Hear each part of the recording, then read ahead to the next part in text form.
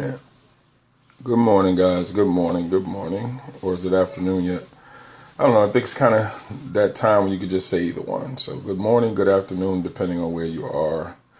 What you're looking at now is the buildingbettermen.org website run by my friend Otis Bellinger.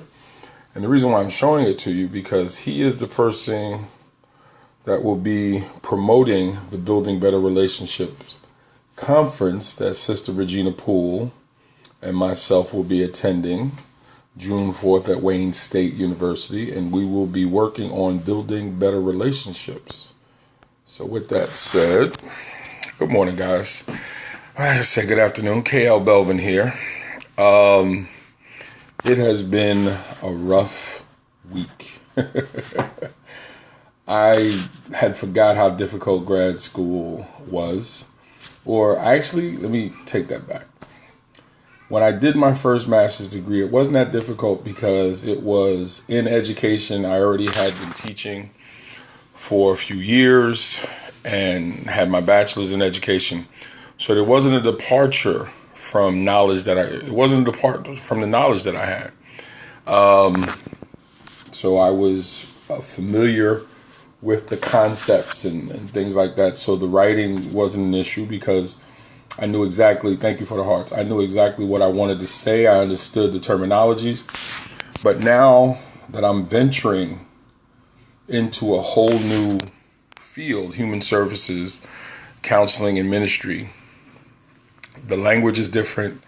So the learning takes on a different look. And this is finishing up my second week of my first class, and I have to honestly say it has been tough.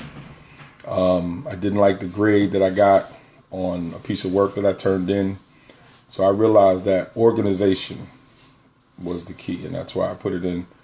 The title of the scope was that there's a point when you actually have to say to yourself, if I'm going to get this done, then something and everything else has to be secondary. Now, I have to go to work, so I have to teach. There's no way around that, so I don't even think about it. And those are what I consider non-negotiables. A non-negotiable is getting up and having to go to work. If that's what you have to do, that's your full-time job. That's what you do. So to me, that's not even on the table. But everything else that's negotiable, like scoping. I didn't scope at all last week because I just didn't have the time. And I had to put things in perspective. As much as I enjoy scoping, as much as I enjoy connecting to all of you, as much as I enjoy promoting the different events that I'm going to be attending, all that is secondary. It really is. Because if I'm not happy with my performance in something that is actually going to shape the direction of my future, well, then I can't worry about who might be upset, who might be offended if I can't help them or do whatever. That's another thing, too, that you have to learn, is that when you're working on a goal, you have to sometimes, thank you so much, you have to sometimes, and that is, I actually couldn't see the name, I'm sorry, but thank you so much. Also, when you're working on a goal, you have to decide that no is no. You're not going to be able to help everyone that you normally do. You're not going to be able to do the things that you normally do, and you have to understand that. And you can't feel bad about it because emotions are going to run high on both sides. People are going to have emotions when they expect and want you to do things. That can't be your concern, nor should you allow your emotions about that to stop you from what you're doing. Your no has to be as solid as your yeses. You're so welcome. And so for me, I have no problem with saying no. But in the past, I would feel a little guilty that someone would ask me for help or ask me to do something. I would feel some type of way if I couldn't offer some type of help. And over the last, I'll say 5, 6, 7 years, I have started to learn to be successful. You have to mean your no. And you don't have to explain your no. So really, I think the last 7 years, 8 years, whatever, I don't explain why I said no. I don't owe anyone an explanation because there can only be two answers. Yes, I'll do it. No, I won't. Now, if a person says why, it's your choice to give an answer to your no, but you don't have to. And so when I sat down and thought about it, I said, you know what? God knows what I'm doing. I know what I'm doing. I don't have to explain anything else to anybody else. I need to get this work done because no one is paying for these courses but me. No one is taking these courses but me. And no one can erect my future but me. And of course, God. And that's a non-negotiable. God is going to have his say so regardless of what I think and feel. So again, that goes in my non-negotiable column. And so to anybody watching, you're going to have difficult days. You're going to have difficult moments. You're going to be on a trek that does not seem finishable. Where the finish line just is not in sight. But remember why you started. Remember why you chose to do this. Take a picture. This is what moves me, so I'll let you inside my head. I have a picture inside my head of what the finish is going to be like and how memorable that will be to me, because I'm not going to tell you my picture. That is between God and myself. And that's what motivates me. That picture that I created of what will happen when I finish.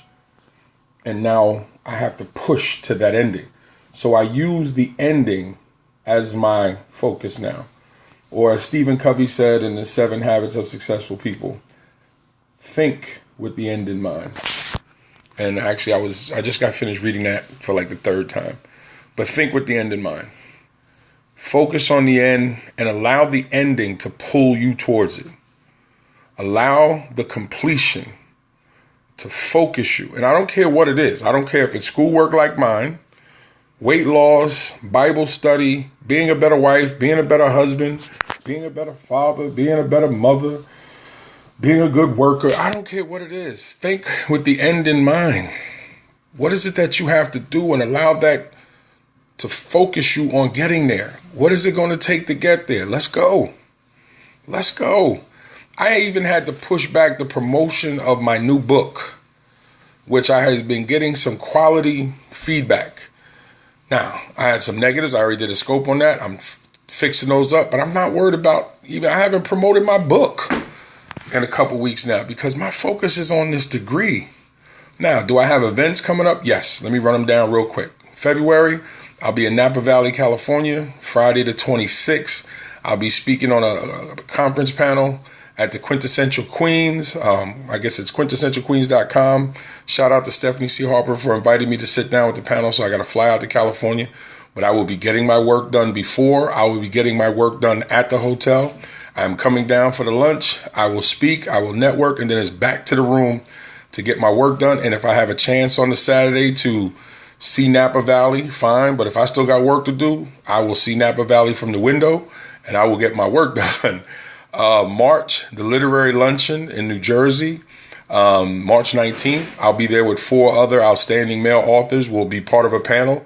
We'll be there discussing our books, the literary industry, and signing books and meeting in different book clubs. Can't wait for that. That's March 19th in New Jersey. And then April, we're working on Saturday Book Biz with Keisha Green. We'll be hosting a get together with folks who are interested in having questions asked about the literary industry. So we'll be having a luncheon with them and sitting down and discussing different things that is needed to get your book out here and do the things necessary. Thank you for the hearts. And May is up in the air right now. May is looking more like South Carolina or North Carolina. I'm not sure. I'm working out the particulars right now. And then June 4th, I will be at Wayne State University with Gina Poole or Regina Poole. You need to be following her if you are not. You need to be following her here on Periscope. And then Otis Bellinger. You need to be following him. Greatness in You here on Periscope. You need to be following him. Otis is going to be hosting. Sister Regina Poole and myself are going to be there discussing how to build better relationships. It is going to be fire because I have seen Sister Poole's scopes. She brings it. And by seeing that somebody else across from me is bringing it, I got to bring it. And we're both educators. We're both children of God. And we're both folks who are realists. We see the world for what it is, as well as what it can be, but we are realists. And that means we're going to give it to you real. And some people are going to be offended. Some toes might be stepped on. But it's always going to be done in love with the idea of attempting to build us as an individuals and as us as a group. So I've seen that in her scopes, and tremendous. And then the rest of the summer, Chicago, Delaware. I'm moving from New York to Delaware come July. So I got a lot on my plate. And it's why I don't have a problem with saying no, and I don't have a problem stepping away from certain things. My time has to be accounted for, so I'm not wasting it, because I just don't want to fall back. So to anybody watching, whether you're watching on replay or you're watching currently, understand that your focus has to be laser sharp, and your no has to stand on its own. If it's no, it's no. That's it. You don't actually owe an explanation unless you choose to give an explanation, and allow the end to pull you towards it. Allow your goal to pull you on them days that you're not motivated. Like right now, I do not feel like reading these 2 chapters, but I got a test to take today. And if I got to take this test, I need to be prepared. So I read the other 2 chapters. I'm going to knock out those 2 chapters today, and then I'm going to take this open book test. You make an open book test, that's easy. Nothing is easy about this class. And then I have to make sure that some work that I did over for the professor is turned in, and everything by midnight tonight. So I'm just jumping on now because I took a quick break. I had some breakfast, and I jumped on now to get the scope out of the way. And then I got to do some lesson planning for this week. I did my progress reports last week. So again, guys, you know what? Life can be difficult, but we should not make it more difficult. The things that we choose to do may push us in a direction that we're not comfortable with. Okay, but don't make it more difficult by taking on more weight that you don't have to. And don't feel bad because someone gets emotional about your no. Don't feel bad when someone says, I need your help, and you can't give it at that moment, because there's still a realistic piece to this. You have to take care of you. I don't care if it's your health, your finances. Nothing worthwhile is easy. Please type that again. But it's also not easy because it means you have to lock in, which means you're going to disappoint some people who want you in the position that they're comfortable with. See, some people are comfortable knowing that when they pick up the phone, you're going to say yes. Some people are comfortable with when they say, can I borrow 50? You're going to say yes. Some people are comfortable if they say, hey, come help me move. I got to get this stuff out in a hurry. You're going to say yes. Sometimes no is the answer. Now, if somebody wants to argue with that and they go, come on, KL. Even God says no. Even God says no. We pray for a lot of things. We ask for a lot of things. Sometimes the answer is no. Sometimes the answer is not right now. And sometimes the answer is, Negro, please. You ain't even getting close to that. And we have to accept it. We have to be willing to understand that no is a viable answer. And anyone that's on this scope, that's why I just scope, that has children, understand exactly what I'm talking about. Your child comes in with aspirations and dreams or whatever, but as soon as they start talking, you already know there ain't no way that's possible, and there's no way that's going to get done. So what do you have to do? You listen, and then you have to break their heart. No. But no. And you'll see the tears. You'll see them stomp their feet. You'll see them do all the things that children do. But you know, if you have their best interests in mind, that no has to be the answer. Well, it's no different for us as adults. But sometimes we have to have that conversation inside our heads. Thank you so much. I appreciate it. And this is what we have to do. So I hope that anybody watching understand, like I said, it's been a rough week for me. I still got this work to finish today, and I still got to get ready for school this week. And then it's on to this week's work, because once I'm done everything tonight, The new work for this coming week is put up tonight. So I got to get started to see what that's going to be. Now, yes, I do have the syllabus, so I have an idea of what is going to be required. But I won't know what the professor is looking for until the professor posts it. And then I have to be ready for it. Could be less, could be more. That's another reason why I cannot give my time to others, not knowing how much time I'm going to need to complete what the professor is asking for. And it's been 11 years. It's been 11 years since I got my first master's degree. I'm not going to lie. I am not used to being on the other side of the table as a student. I've been an educator for 20 years. But being a student again after 11 is difficult. And that's another reason why I need to focus.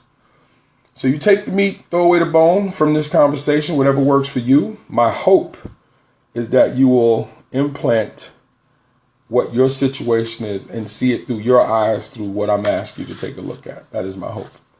And that in that, I hope that it builds your understanding about where you are with you. That is what I do when I do these scopes. So again, guys, let me jump off. It is time to get into this reading. I'll show you the big textbook here. This is the textbook, one of them anyway. And so this is what I got to get into. And you see I got my multicolored highlighters, man. Listen, I'm not playing. Because I'm not used to getting subpar grades. And when I got a subpar grade on something I turned in, it was like a slap in the face. I was like, wow. And I'm going to let you in on a secret. When I did my first master's degree, I got a 4.0 in every class. I was like, yes, feeling myself. So imagine getting a less than grade on something. Man, it was shocking. But, it's the first class. So I got to go from here. B's are not acceptable. That's just me. I shoot for A's all the time. I appreciate it. Thank you so much. I shoot for A's. And if I fall and get a B, okay. But I shoot for A's. Now, I know you may go, but ain't nothing wrong with a B. Yes, there's not. But that's not my target. I don't think anybody goes into anything and says, oh, second is cool. No. Hello, how you doing? I go for first and nothing. If they give me second, okay. I'm great. Thank you for asking.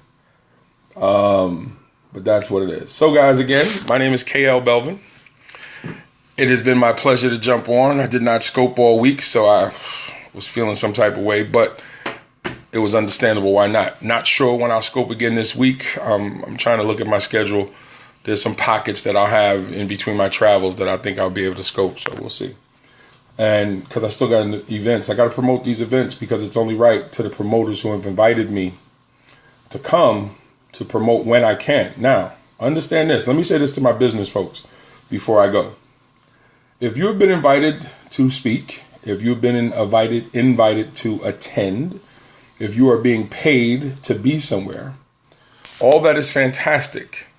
But you do not have to go out of your way with the promotion unless it is part of a contract that you signed. It is an extra, a valuable extra, because of course by promoting an event, you're helping promote yourself as well as the event's success, which is what you want, because you want every event that you're going to be at to be successful. But understand this. If you're a hired individual, hired professional, your job is to do what you are hired to do. Give them all you got for what you are hired to do. But the promotional part, unless y'all have agreed on an amount, of promotion and the amount of time that goes into promotion, do not drive yourself crazy for something that you're not being paid for when you're being paid for whatever it is that you do. Again, we got to be very careful. And yes, I know we want to have people happy with us, but we don't have to do what we don't have to do when we got other work involved. And for me, it is this textbook. And so I will do what I can to promote the events. Also, never be fearful of canceling if you have a valid reason. Go hard like Vladimir Putin. I guess so. I wouldn't know much about Mr. Putin. So I guess if he goes hard, I'm with it. But the idea is also don't be scared if canceling is necessary, because you have to understand that sometimes a loss now, say something to Russia, block. You know what that means? Thank you. But sometimes you have to consider the loss. Is that you might have to take this loss now so you don't take a major loss. You don't want what's called a Pyrrhic victory, where you win but lose so much that you really didn't gain anything. Pyrrhic victory means that you gave up so much that even though you won, you lost. Meaning that you might have won the war, but if all your troops died, what did you gain? Now, some will say it was worth it, some will say it's not, but be careful. Look it up. Pyrrhic victory, where the cost was so much that the actual gain didn't measure out. And the Lord says all the time, count the cost. And if you have to call someone, be polite. If you have to cancel, give back whatever money that needs to be given back and go from there. And whatever they choose to do, they do. But understand, weigh your options. Now, if it's going to cost you more than you can afford, then you go ahead and do what you got to do, and you find another way with whatever else you got to do. But always count the cost. And never be offended if you have to tell somebody you cannot do something. No is a viable answer. So again, guys, my name is KLBELVIN. You can find me on Facebook, Twitter, Google+, Tumblr. Just look for KLBELVIN. My website is www.bravin, BRAVIN, publishing.com, bravinpublishing.com. My email is mainoffice@bravinpublishing.com. Also, I have a blog. I don't use it as much, but, you can stop by. There's some information on it. It's klbelvin.blogspot.com. klbelvin.blogspot.com. I am the author of 3 books: A Man in Transition, poetry; From Gigolo to Jesus, my personal memoir; Lukewarm Saint, inspirational fiction. I have been a contributor to 5 or 6 anthologies, varying in different genres. I own a publishing company, Bravin Publishing. My wife and I have been a part of and worked on 26 now. The brother just had a release yesterday. 26 different titles. And let me give you this good news. One of the authors that we have worked with, the Schomburg Museum and Library in Harlem, has contacted him about having his book as part of their archives. And we published that book. And so that means that his books are going to be a part of African American history in the United States. And we would have been the publishers of that book. So I am excited about that. And so I'm looking forward to hearing more from Willie Cooper, the author of Forgotten Legacy and Forgotten 14. And he is his own salesman of his books. So definitely look him up. Willie Cooper. He's on Amazon. And I believe his website is forgottenlegacy.com.